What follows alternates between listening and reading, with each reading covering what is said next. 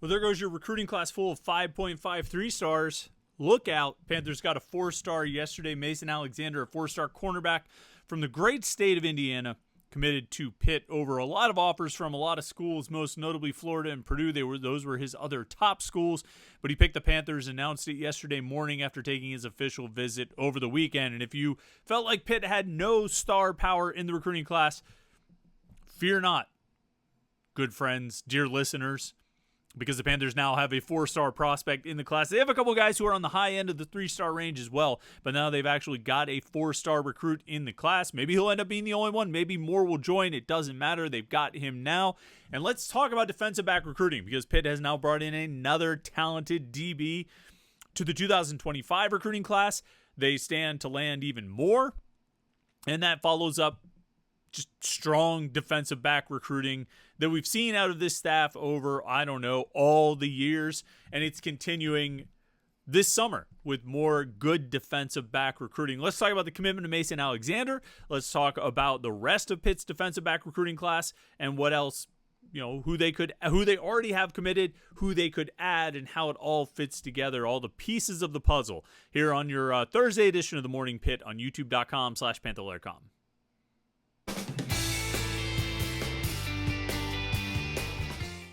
All right, Thursday edition of the Morning Pitt here on youtube.com/Panther-Lair.com. I'm Chris Peak from Panther-Lair.com. You know the website, you know the place to get all of your Pitt sports news and info and conversation and interaction and all those things that we offer to you and we talk about every day of the week here on the Morning Pitt. youtube.com/Panther-Lair.com is the place where we do it, and you can make sure you never miss any of our Pitt video content by subscribing to that YouTube channel. Subscribe button is right down there. You won't miss the live shows either. We do those every Wednesday night at 8 o'clock.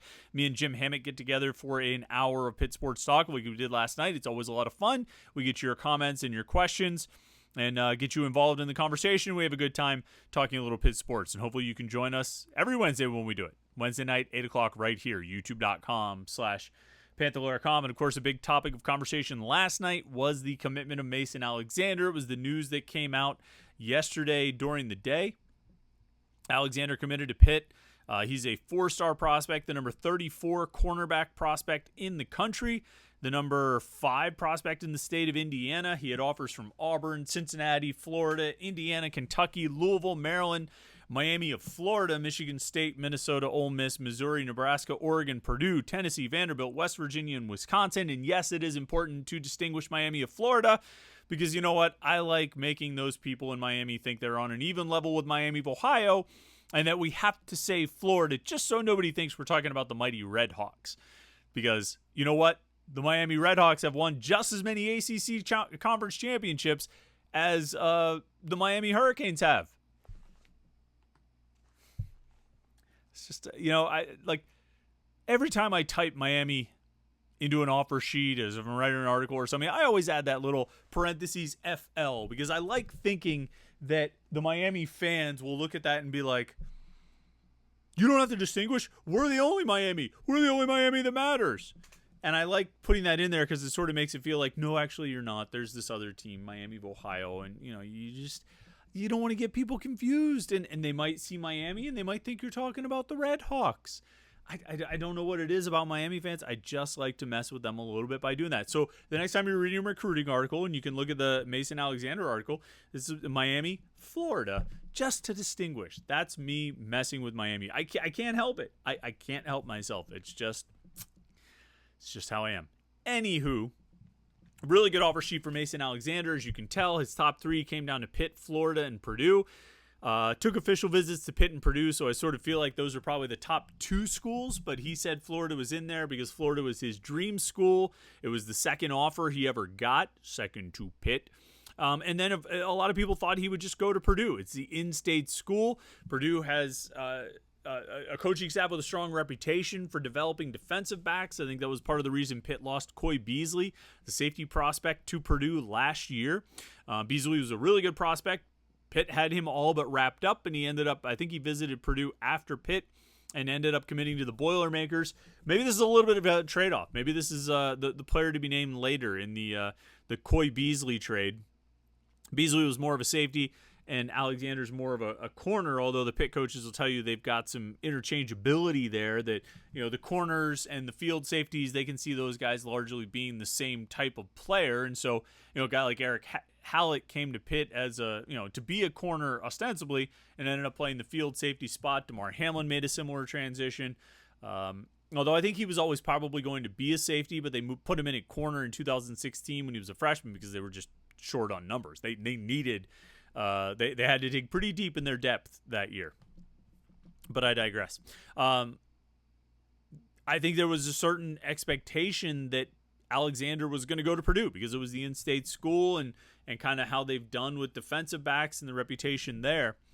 But Pitt ends up winning it. The final official visit for Alexander, he took his official visit this past weekend, announced pretty quickly after the visit that he was going to commit on yesterday morning, and Pitt ends up getting the call. And it was interesting when I interviewed Mason Alexander about his commitment to Pitt. He said sort of like everybody around him was surprised. Everybody around him was shocked. Nobody around him, and now we're talking about people in Indiana, in the state, nobody really thought that Pitt was all that likely to land him.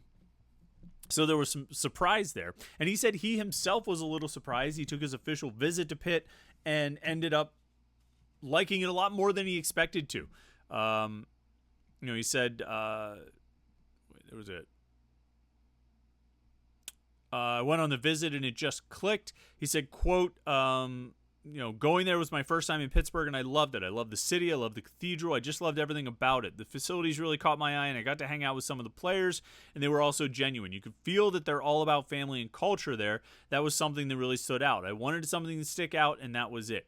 And we're going to talk about the defensive back situation in a second, but what he says there is something we've heard from a lot of recruits. And you know who we've heard it from the most is Jeff Capel, that you have to get guys to visit.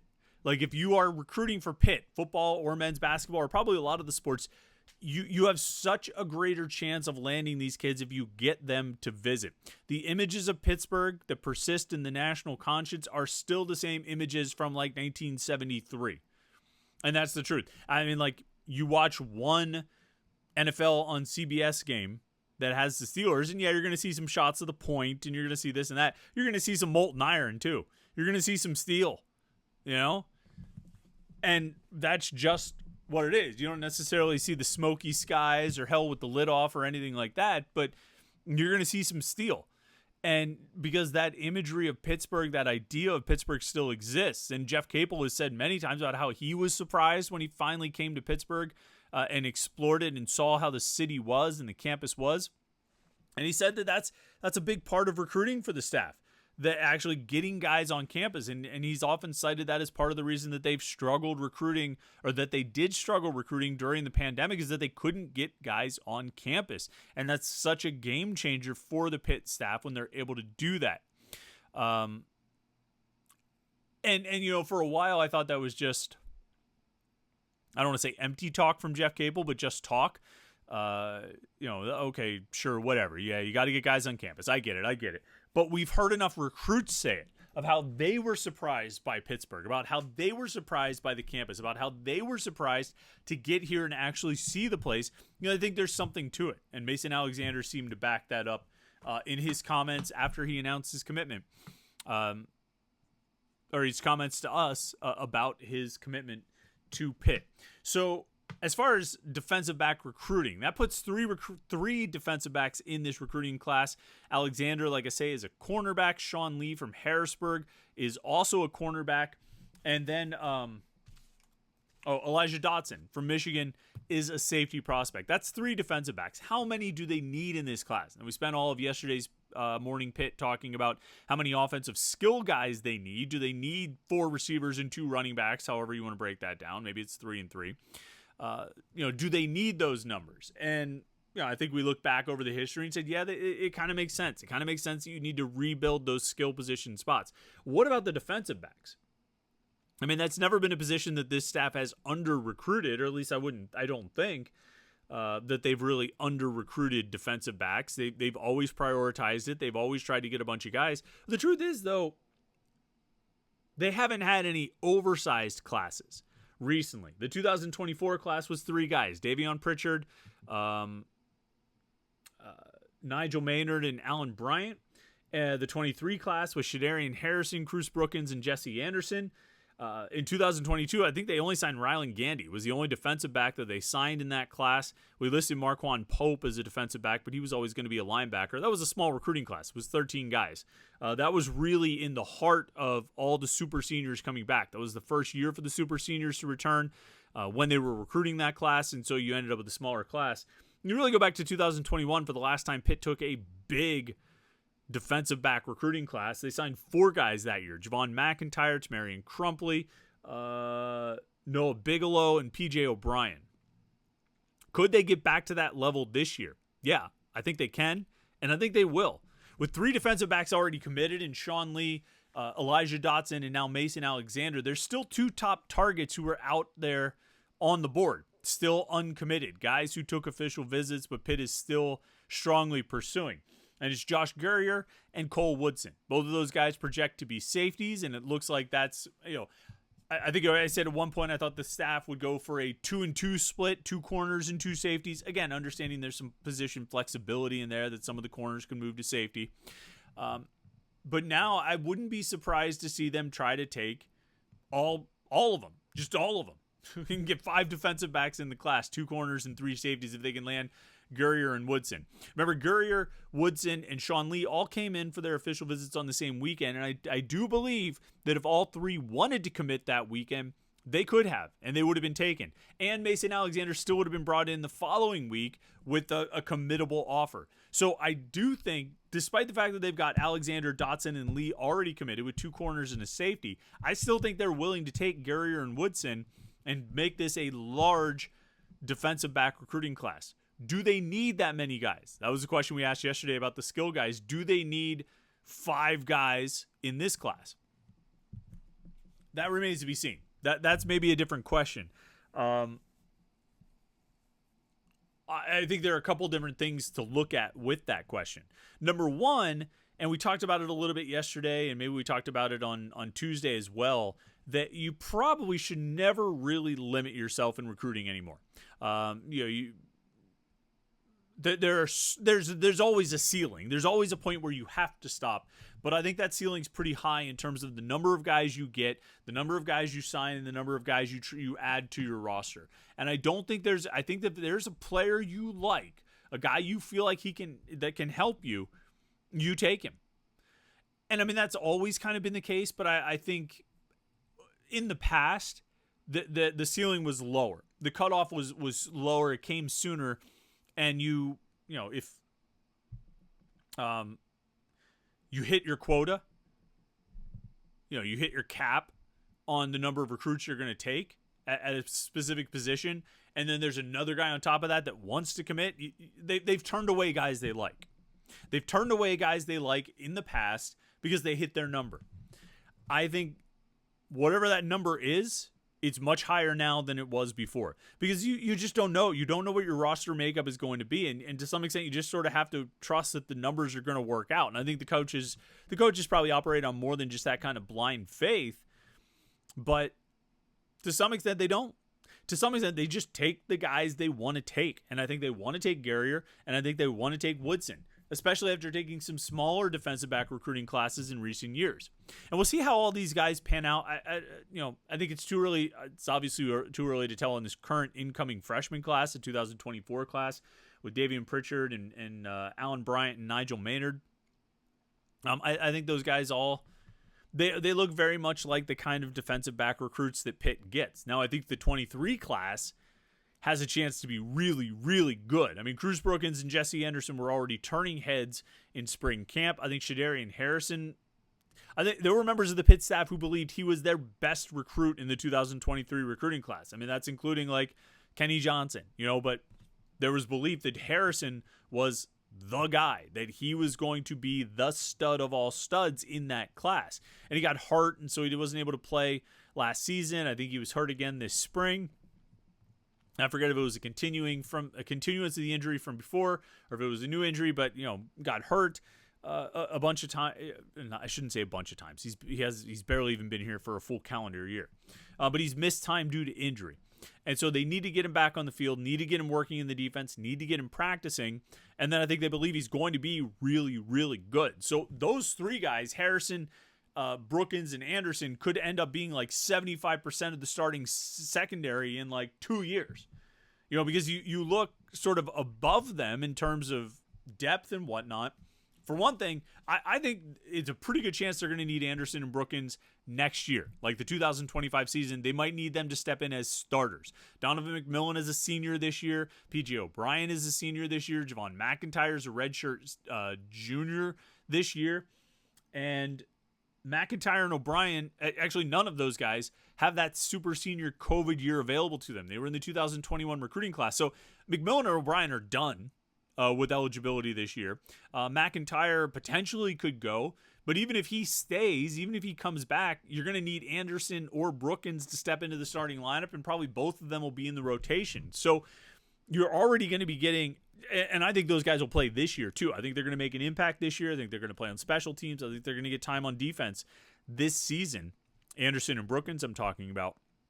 But I think in 2025, at least one of those guys is going to be in the starting lineup.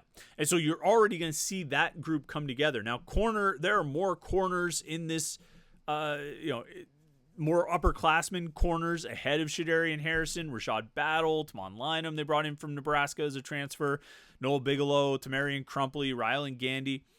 Lots of guys, but I don't know if they have any real guys. You know what I mean? It remains to be seen. It remains to be seen what those guys can do, because they've all been sitting behind Marquez Williams and MJ Devonshire and AJ Woods for like 3 years. And so what can Gandy, Bigelow, Crumpley, Battle, and Lynham do? I mean, Lynham hasn't been sitting behind those guys, but you get the point. We don't know.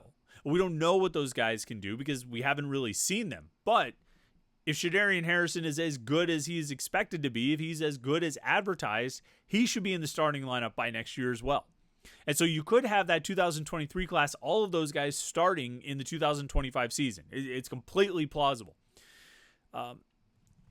Again, you don't know what I don't know what Bryant and Maynard and Pritchard from this last year's recruiting class are going to be able to do, but I really like this group, this year's group of, even as it is so far with Mason Alexander, Sean Lee, and Elijah Dotson. If you add in Josh Gurrier and or Cole Woodson, I think you've got a foundational defensive back class, a class that can rebuild the basis, the whole foundation of the room, and set up Pitt's secondary to be really strong going forward, which it's been strong for a long time. But I think the 23 class and this 25 class and potentially the 24 class, and we'll see how those guys pan out. But I have a lot of confidence in the 23 class, a lot of confidence in this year's class. That between those two, it's going to rebuild the defensive backs at Pitt and rebuild Pitt's secondary going forward. You want to look for highlights in this 2025 recruiting class. I think a lot of them are right there with these three guys: Sean Lee, Mason Alexander, Elijah Dotson, and then potentially if you add in Gurrier and Woodson, or one or both. It's a pretty good group. Pretty good group. Listen, we got a pretty good group of questions already in our mailbag thread on the Between Fifth and Forbes message board at Panther-Lair.com. If you want to get a question in for tomorrow's mailbag edition of the Morning Pit, go to the Between Fifth and Forbes message board right now. Post your question in the thread, the mailbag thread, and we'll answer as many as we can in tomorrow's mailbag. I look forward to doing it as always. I hope you can be a part of it. We like to get as many questions as we can. In the meantime, like this video and subscribe to our YouTube channel, youtube.com/Panther-Lair.com, so you never miss any of our Pitt video content. And then, go check out the website, Panther-Lair.com, Pittsburgh.rivals.com for all your Pitt sports news you can possibly handle. Thanks so much for tuning in today. I hope you've had a great week so far. It's Thursday. We're almost to the end of the week, folks. Have a good one. Enjoy your Thursday. We'll talk to you tomorrow for the Morning Pit mailbag right here on youtube.com/Panther-Lair.com.